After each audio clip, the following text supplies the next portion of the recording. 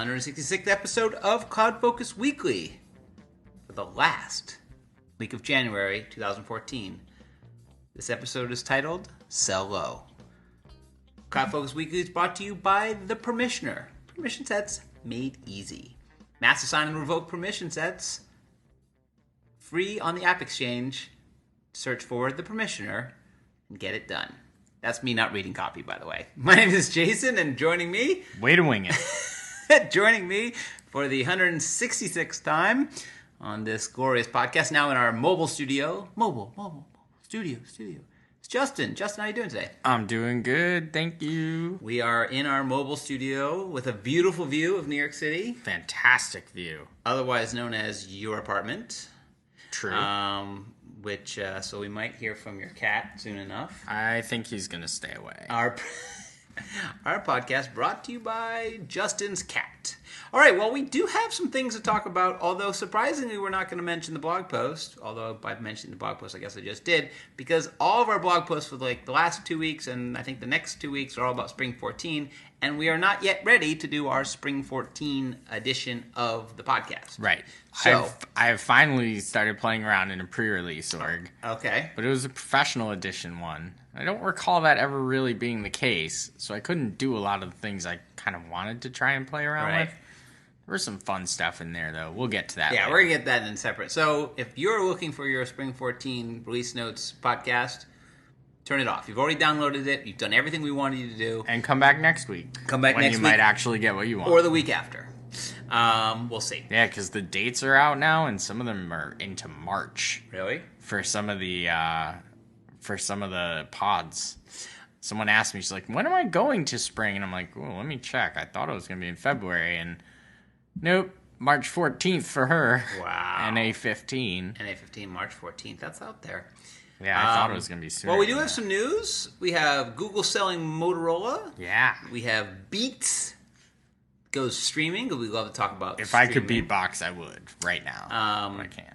And then, since we totally ignored CES, which is kind of a shame because, not that that's a big cloudy news, but it's a huge tech conference. Yeah. And they have lots of stuff. So I figured we'd just kind of do a little wrap-up, roundup. We'd just steal someone else's article and talk about it.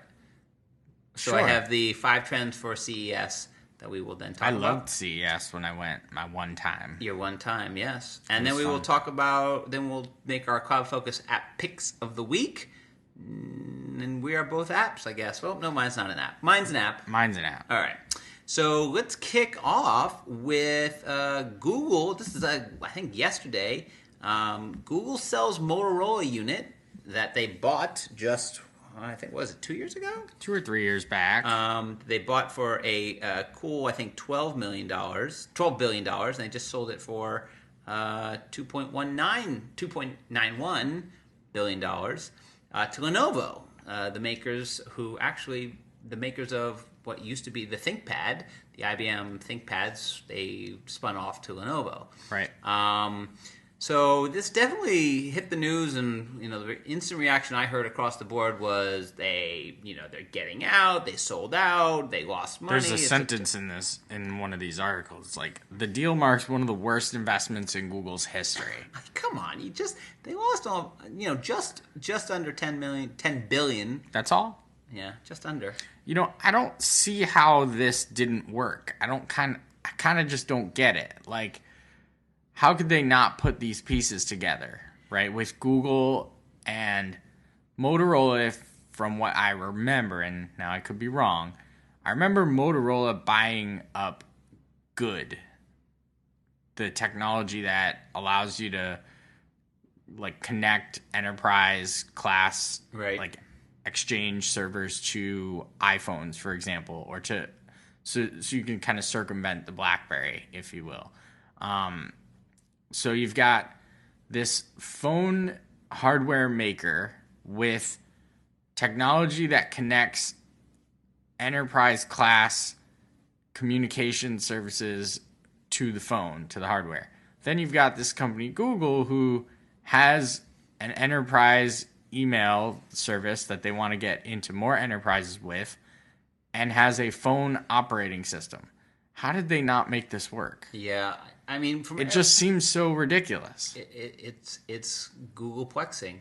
I don't know. It is perplexing. Everything I read about it is, the original purchase was really about the patents, and the patents were really about trying to, stay in the game where it's a very highly patented industry. Smartphones and smartphone operating systems.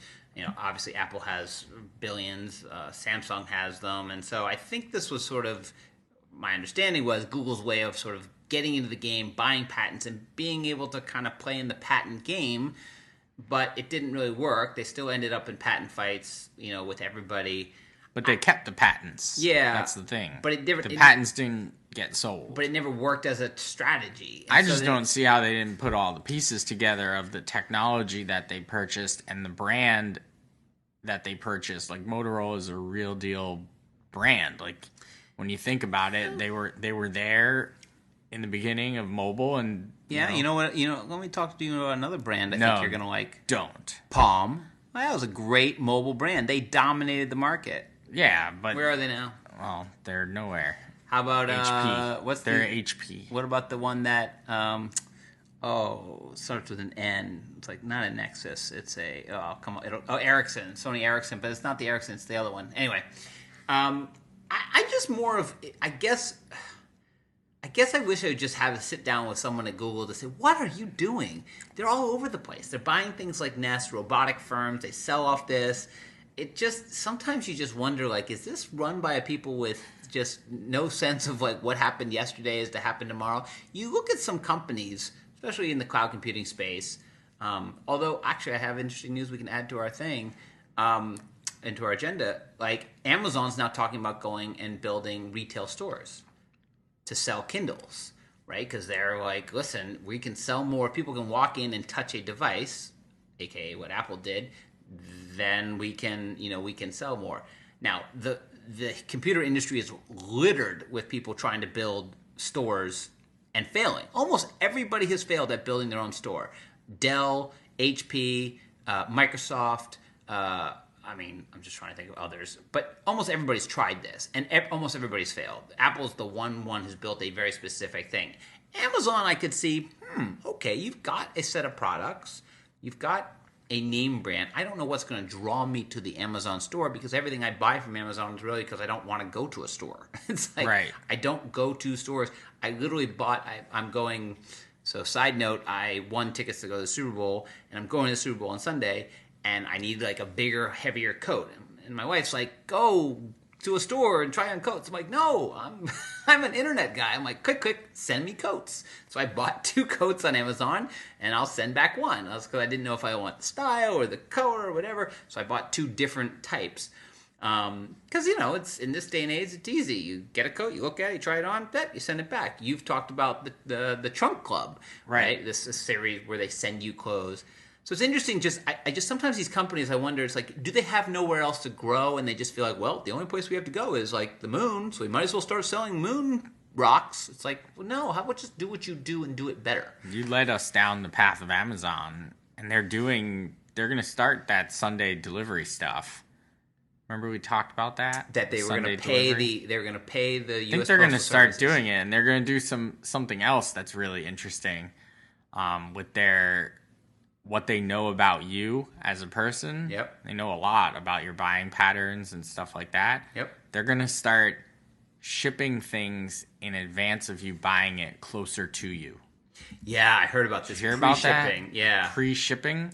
So you, who've been using Amazon Prime for a long time and have monthly subscriptions to things and all that kind of stuff, they're just going to hone in on you and just make service better for you. And I'm fine with that. I signed up for that. I want better stuff. I guess. I mean, it's funny because I do subscribe and pre-ship save. it. If I don't get it, well, I'm not buying it. I mean, that's on them. It's sitting I also live in New York thing. City, so I feel like how much closer could you get? Like, I don't know. They're all depends on where everything they're sitting goes. in warehouses here in Queens, Who knows where it's sitting? Yeah.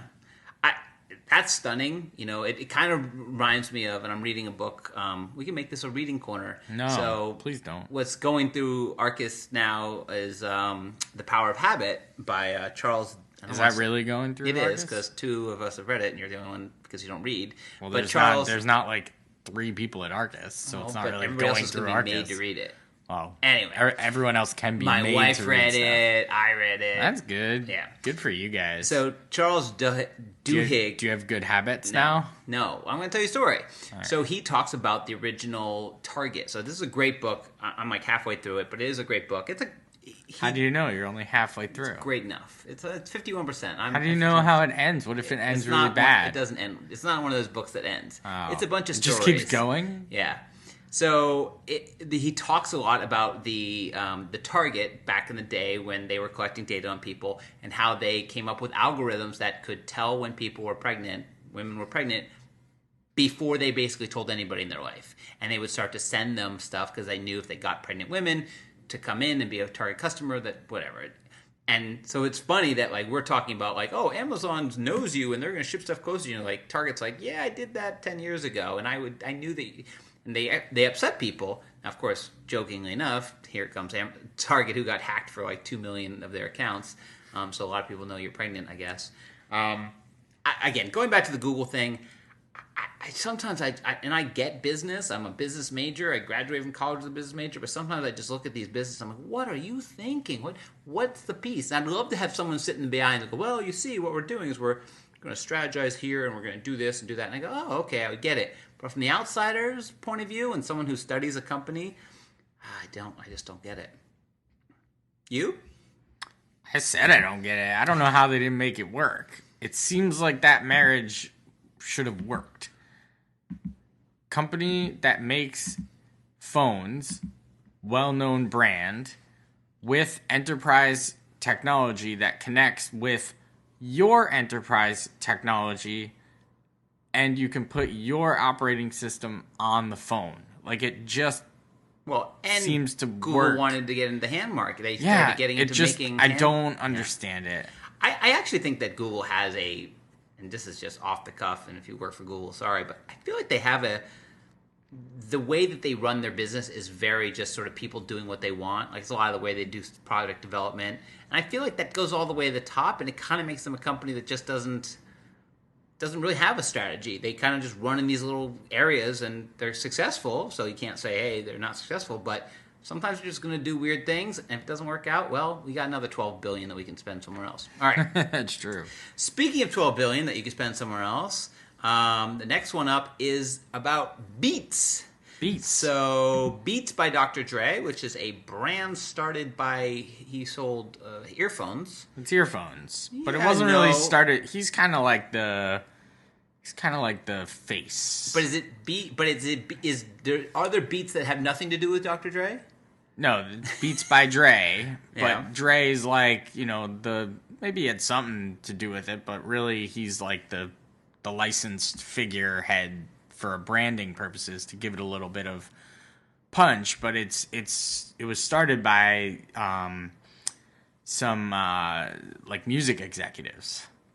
So like music executives actually started the company and started it with, I think, the headphones and then the pill and then other pieces of hardware. I own 2 pairs of Beats headphones, the in-ear ones and the solos, and the little lady owns the HD ones. We have 3 pairs of Beats How many headphones in the I household. ask you again, will you know 4? No, 17. 3. Well, I have 2. She has 1. You don't have a pill? No, don't have a pill. But anyway, they started a streaming music service. You have to pay for it. $10 a month. Right. So I'm not paying $10 a month to stream music when I have it for free in other places. It's strange to get into this market because it seems flooded now with Spotify. They're trying to differentiate themselves. Songs, iTunes Match, Google Music. Hello, Pandora. Pandora, one of the originals. It seems... How about YouTube? There are apps that literally take all the music that's just on YouTube and just put them into like a streaming format for audio. So there's all these music videos that are just out there. There are apps that do that too. So, I mean, they're trying to differentiate themselves by saying we're not an algorithm. We have like humans behind the playlists that are being put together based on, songs that does things like mood or what have you. They've done something where they've you build a sentence, like they like you fill in like 3 words in a sentence. So it's like, I am blank about blank in the blank. It's Mad Libs. Yeah, kind of Mad Libs, but I wouldn't pay $10 for this. Although they see it as a growing industry, because when I was reading about it, for the first time in a long time, music downloads sales are down because of all these streaming services. So it seems like a good market. I don't think the price point is really right. $10 a month seems like a lot of money. Well, it's all comparative to what you can get somewhere else. So it's always like, oh, $120 a year. But I can get Pandora for free. That's the point. And listen to like an ad every 6 songs for 10 seconds, and I'm fine with that. So but if Pandora was $12, then you might look at Beats. I could pay for Pandora. I don't even know how much it costs. I wouldn't even bother, because I have iTunes Match. Radio, because I pay for Match the $30 a year, $25 a year. Right. I've got that too, so I'm already paying for a streaming service that I don't even use. Right. So I wouldn't. This needs to be out for a little while. And I need to hear a little bit more feedback on it to know if it's like worth. Maybe if they had a free 30-day trial, I'd give it a shot. But I mean, yeah, you give it a shot, but you would never pay for it.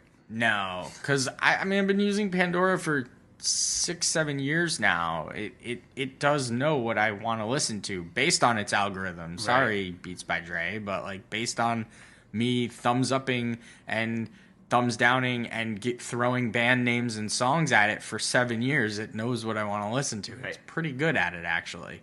Like, they make a little joke about it, like, oh, we're going to bring up this song because the last song had a banjo in it. And it's like, well, it doesn't quite work that way, simpleton. It's actually kind of smart. It's funny because you and I listen to music totally differently in that I'm not looking for... If I did that for every song I like, or the thing would go crazy, because I like a very weird mix, and I wouldn't want to listen to that mix. Because when I want to listen to music, I want to listen to a type of music. But that's why you have different stations. Yeah, I just don't. I don't want them to play the stuff I like. I want them to play a genre, because I want to listen to new stuff in that genre. Totally do that. Yeah. Listen, I use Pandora. I pretty much stick between iTunes Match, which I like because of the iTunes Radio. iTunes Radio, but I have iTunes Match, so I don't have the thing. Irrelevant. And then Songza, because I think Songza's music choices and their discovery of new data. When I go into iTunes Radio, it's like the same things I'm always looking at. Whereas in Songs, I go in, it goes, "You're in the mood for blah." And I'm like, "Oh, I am drinking coffee on a Sunday. What's in there? Oh, folk music, sure." Yeah. And then 20 minutes later, I'm like, "Nah, let's get out of here." But I mean, or I'm in the gym, and it's like, "Oh, what are you doing?" I'm like, "I'm working out." And it goes, "What kind of workout? Are you doing like cardio? Or are you doing like weightlifting?" I'm like, "I'm doing cardio." And they're like, "You should do." I was listening to some house music remixes while I was running, but I would never listen to house music, but it kind of got me there, and then I was enjoying it. It's like, I was kind of enjoying it. So interesting. Yeah. So I think it's interesting that another player is getting in. It seems like a place you don't really want to be right now, because there's just so many players, and some of the big ones are there. So many players. Even though, Beats is growing. They're becoming very, very well known. Yeah. So, all right. Well, speaking of things that are well known, is the CES. We're going to pick an article on USA Today called 5 Trends from CES 2014. This is because we are too lazy to have actually paid any attention to CES. Do you want to name all 5, and then we'll just rattle them off, and then pick the one that we're most interested in? Sure. Not that we think is. I want to set the boundaries here, because you usually set the rule. I'm setting the rules. I want this to be what we're most excited about, whether it exists for real or not. Because I've been to CES and seen things and that was like 8 or 9 years ago when I went, and the things I saw there in demonstrations still don't exist. Right. So it's things that we're most interested in seeing be real. So first, the curved TV. Okay. Ultra HD. That's 2. So what, curved TV is 1. So curved TV is 1. Well, let's just talk about them. Oh. I don't get it. It's a curved TV. No, okay. Well, you went to the Madison Square Garden with me, didn't you? Yes. And you go to MetLife Stadium all the time to see the Jets play, and you're going this Sunday for the Super Bowl, aren't you? Yes. Those are big curved things. They're not curved at all. They sure Those are. Straight as an arrow. How could they be? They're in the corner of a stadium that is curved. No, I go to enough games. They're straight as arrows. I want you to look up when you're I there have. at Sunday. They're not curved. The one in the garden is. Yes, the garden one is. That's the one that curved. hangs over. That's a curved one. But that's not, I don't think that's actually this technology. That's more of the... It might not be the technology, but the idea is that you have a TV that isn't straight. It curves either out or in so that you can sort of see it from a different angle when you're sitting in a room. I think that's the idea. Okay. Next. Okay, fine. Ultra HD.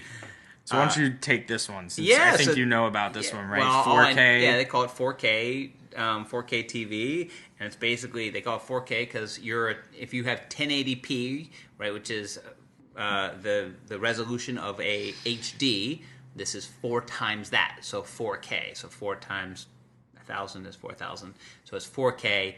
And it's been rumored for a while. Again, television makers have been years trying to get people to buy new stuff, and they always struggle with it. They actually 2 or 3 years ago, the big push was 3D. 3D. That didn't work. Which has basically failed. I mean, I know a few people bought them. My roommate who I lived with at the time, our TV broke, and he was like, "All right, I'm buying a new one." He's like, "I'm getting like a 60-something inch TV," and the 3D version was like $400 more, so we bought it. Yeah. And we never watched one Not thing. even one. We never even tried it. It was like, let's try it. It was like, well, what do we try it with? Right. Like, you had these glasses, and they like you need to charge them, and they gave. I think when he bought the TV, they gave him one, right? They're like $100 each. Yeah, they gave him 2, right. and they gave him a Blu-ray that was 3D. Right. It was like Spider-Man 3 or something. But we didn't even have like a Blu-ray player, so it was like irrelevant. Yeah, there's nothing on TV that's so 3D. 4K kind of is a thing to think that what they saw when people went from standard def to high def. People paid for high def. People, I mean, upgraded, and that became a thing. Oh, high def! I got my new high def TV, and then everything came in line. Sports, Olympics, well, it was whatever. also mandated by the FCC that broadcast television must be broadcasted in high definition by, I think it was like 2006. Right. Like, they had to be broadcasting in HD. And HD has been extremely popular. Now it's like, well, what are you going to do now? So they tried 3D. So 4K is kind of saying, hey, you know that HD that you think is absolutely too crystal clear? You're going to love this. The first time I tried HD, I literally sat there for about, I don't know, maybe a month. And I just thought, this is too crystal clear. I don't want to see people this crystal. And now you go back and see something that's not in HD and you don't even want to watch it. I remember it was a sitcom because it was like Parks and Rec or something, and I was watching it, and I just was like, this doesn't help me. Okay, I can see whatever her face is, or Ron's face so close. But it's like it's not making this better because I'm staring at their face and their holes in their face. So I would say 4K. Again, in regular TV, but if you start to go to other stuff like sports is where you're always going to get me. 4K Jets games, I'm in. Like, I see Blades of Grass, like I see whatever, I'm in. But all right, next one is wearables. Wearables. As someone who has, you're wearing 2 wearables right now. You're clearly already into wearables, and you've talked about wearables already. So let's keep going. Yep. Well, the next tech hotspot, your car. Your car. So your car getting a little juiced up in the dashboard. It's already iPhone, there, like GPS, iOS for running the car in the is car. coming. Like, pretty neat. Yep. Cool stuff. And then the connected home. This was something that I saw at CES, and I think I went to CES 2003. 2004. 2004 I went to CES.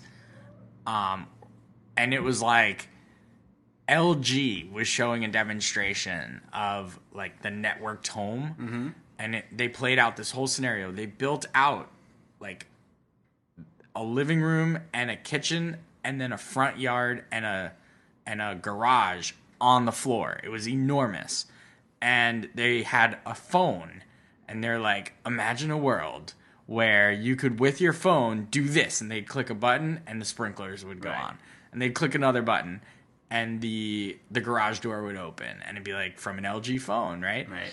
And then it's like, well, think about this. You're an hour away, you're on your commute home, you're like an hour, a half hour away, and you want to turn on the heat in the house. Boop, boop, boop. Heat's on. Right. You know you're going to stop at the grocery store on the way home. Pull up the camera that's inside of your fridge and see if you need some milk. And he's like doing all this stuff. I'm like, that's just ridiculous. Like, that's absurd. I think we're closer to that now. I'm sure some people have some stuff like that. Almost everything except for the picture. I mean, they showed in CES, they showed refrigerators that had, more inventory stuff in them. That's a tough one because it's always... Well, this one had a camera. Yeah, so it's like, look inside your fridge type of deal. But, yeah, whatever. All right, so that's the fifth one. Yeah, that's So which one are you least excited about? Least? The connected home, because I don't have a home. I have an apartment, and I don't need my apartment to be all that connected. Oh, I'm just kind of not into that. I'm also not into wearables either. I mean, maybe you can give me like a reason to get into some sort of wearable, like an exercise type of thing. Well, they're basically a sleep pattern deal. They're all exercise health related now.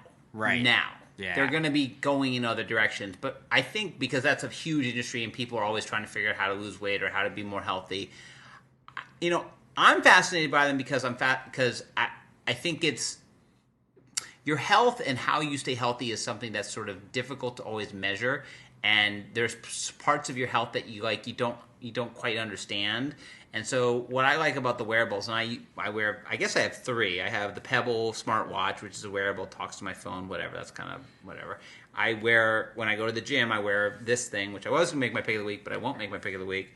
But it's a heart rate monitor, but it doesn't need the strap, so it just gets it off here, which is now pretty popular. And then I wear one of those activity trackers. I think it's just a matter of making things aware. It's like, I'm going to make a Chet Holmes analogy. So Chet Holmes had that thing, like if you pay attention to something, it will grow. You'll do better. Because just by the fact of you thinking about it and paying attention to something on a daily basis, that's why if you need to lose weight, they say, start keeping a journal, food journal. It's the number one thing because it makes you pay attention. So this is just making me pay attention to my heart rate when I'm running, making me pay attention to my activity. And I pay attention to go look at it and go, oh, was I active today or not? And what it does is I'll look at it and I'll go, boy, I haven't been that active. Let me go do something so I can get to that point. And then you're playing a game against yourself. I have points for the week. I get stars. I get whatever. It syncs to my phone. The piece that I really love and I think is even more fascinating is the sleep. Sleep is something you don't. Every study has proven sleep is so important. We don't get enough. We're a sleep-deprived country. I need a lot of sleep. And we don't get a lot of sleep. But you don't know how much sleep you get. You go to bed at a certain time, you think, do you get good deep sleep? So these things are now starting to get very intelligent. They'll track that. So like when I wake up in the morning, I sync to my phone and I look and I literally see how much sleep I got. Oh, I got 8.5 hours. Oh, and I got 3 hours of deep sleep. How perfect it is and whatever, I don't care. But it's showing me a trend, and if one day I see 6.5 hours, I'm like, oh, that's not good. You're supposed to get 8. So it kind of helps you just manipulate your life to say what's important and what you should be focusing in on. I like the connected home. So what's your one that you like the most? Oh, I want the TV. Oh, 4K. The 4K. Yeah. Give me more. But I'm gonna wait till it's like 5 years old, and then I'll get get it for like $700. So here's the thing. Netflix is already working on 4K streaming. So they're already said, hey, like House of Cards, there's two things that are going to do. House of Cards is coming out in 2 weeks. Yeah, so here's one. There's two, just like HD is two things. You need to have HD cameras. And content. And then you need to have, they have to make the content. Right. This is the same thing. So 4K cameras have been around, like red technology cameras have been around for a while. So now it's a matter of how are they going to stream they have to capture it in this new technology and then they have to get it to you. It certainly pushes the limits of things like streaming, right? HD streaming 5 years ago seemed like, oh, that's crazy. Now it's like, oh, if it's not HD, I'm not watching it. So 4K streaming, it's interesting. And the pipes and stuff, cable, it's maybe the way that something like Netflix can do an end around because I don't know what the capabilities are. Cable television, they're locked to that thing where they can only, they've got a device, they've got the cable, they've got the satellite. Maybe they can't handle 4K, whereas streaming could, right? You get a good fat internet. So interesting. I do love wearables. I think are cool, but I love the connected home. I don't like, this is they're showing a picture of the toothbrush, which I know sells. Mark Benioff talked about the toothbrush, telling your doctor or your dentist how much you brush. That's kind of interesting. But I like the connected home, and just in terms of, I have tons of stuff in my house that go on or off. Like one of my Wemo, it controls a lot of the lights around the house because the wife likes lights, and they go on at sunset and they go off at 10 p.m. at night. So like, even that's smart, right? It's not, doesn't go on at 6, because here in the Northeast, 6 o'clock could be bright and 6 o'clock could be totally pitch black for 2 hours. Very true. So it goes on at sunset, but it goes off at 10. So it goes off at 10 o'clock every night, whether you're there or not. And just being able to control it. I'm very excited about the connected home. So, all right, we've said a lot there, or maybe I have. Let's make our, speaking of the connected home, let's make our CloudFocus app pick of the week. Alrighty then. Did you find something? I gave you an extra time. I just found something, but I think this is going to be... I've never used this. I've never used this. I don't know anybody who's used it. I don't know anyone this who has used is a classic this. Justin pick. But on the App Exchange, now for a long time, people have been asking for a new, better version of the Excel connector. Okay, you got my attention. So I've landed upon a tool called Enabler for Excel. Okay. Which is kind of billing itself, and from the reviews that I've been reading about it... You mean clicking on the reviews tab? Yep. Okay. As the new and improved Excel connector. Nice. Not from anyone, just like the Excel connector, it was not written by or supported by Salesforce. Mm-hmm. I think the person who wrote it ended up working at Salesforce after the fact. Right. But, just like the guy who wrote Lexi Loader. Yep. But I'm going to go ahead and pick Enabler for Excel. It does what the Excel connector does. You can insert, you can update, you can do all sorts of data with Excel. I think it does some interesting things where it actually determines fields that are on page layouts. So like you can determine like if you actually need to load data or not to certain fields. And then there's also a tool built in for field utilization, which is actually really interesting. Does? Yeah, so I think that's really interesting as well. And then there's this other line about visual force from layout page generation, but I'm not sure what that means. So I'm going to leave that alone for a second. How much does this thing cost? How much does it cost, you ask? Yes. It's free. Free? Yeah. That's so let me see. insane. This visual force from layout generation tool will jumpstart your visual force page development by generating a page from an existing layout, which is actually kind of interesting, but I guess you could kind of put that together pretty easily yourself. But anyway, free. And it's from Taralex LLC. That's all I got. Right. From that, you can go to their website. It's taralex.us. And it'll be in the show notes on blog.arkusinc.com. And you can see some of their features there. Basically, this is the only thing that's listed on their actual thing. But yeah, you can get fields. You can see how much they're utilized, and then you can insert or upsert or update.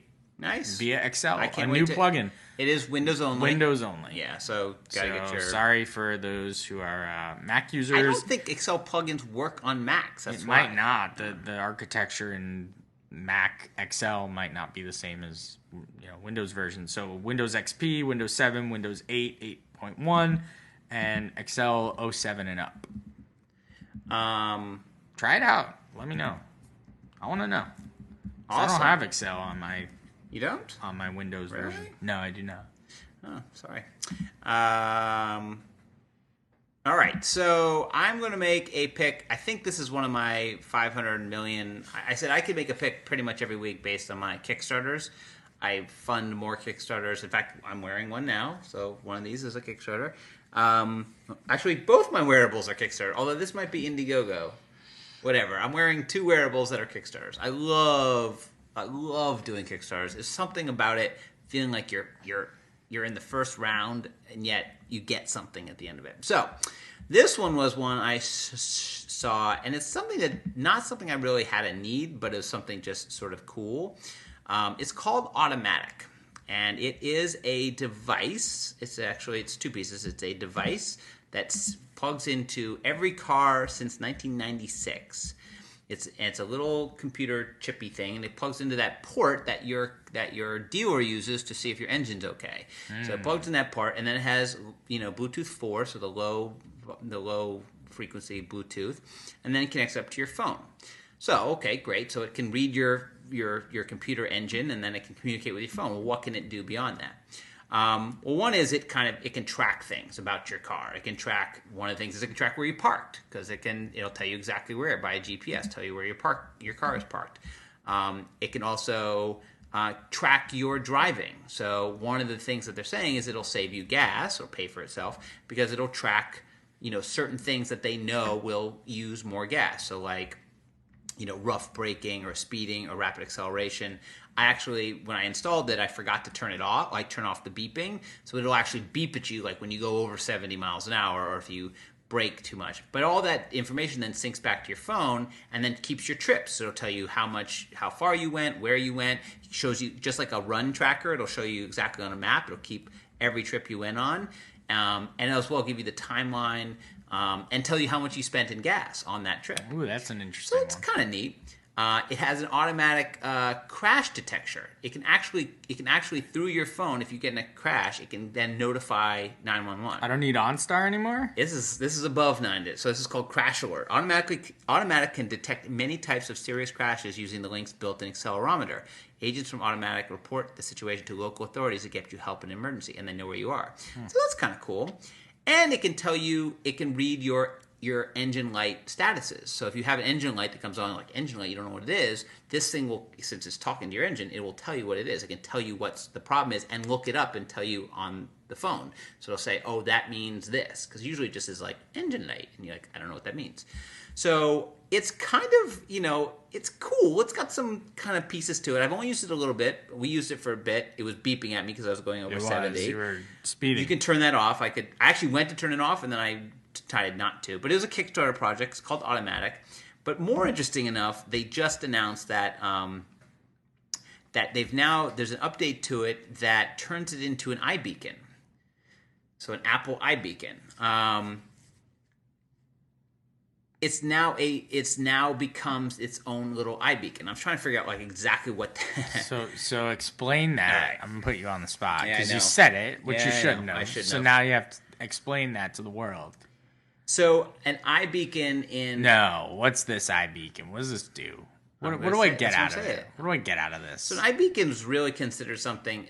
Apple created it. They put it into. It's for stores. It's for shopping. It's basically GPS inside. That's what it is. It's like if you have to, right? It's GPS inside a store. So instead of having GPS satellites tell you where you are, these things can tell you where you are inside of a store. But then, of course, they communicate over Bluetooth, and they can tell you stuff. So you could walk into a store, and based on something you have on your phone or whatever, it can say, "Hey, there's a sale on this," and just point you to something because it knows where you are and it connects to you. So again, think of it GPS inside. So not Salesforce. Apple has put them into their new stores. I know they're starting to put them around. I haven't seen them work yet. I don't know how they work. But we have a client who's big into iBeacons or into the idea of being positional aware of a shopper inside of a store, right? And what you can do with that information if you know that they're there, know who they are. It's really that story of the diamond thing that Salesforce talks about, except for actually with technology, not chatter, posts, and emails, which is that they're in this store and can then do things with it, right?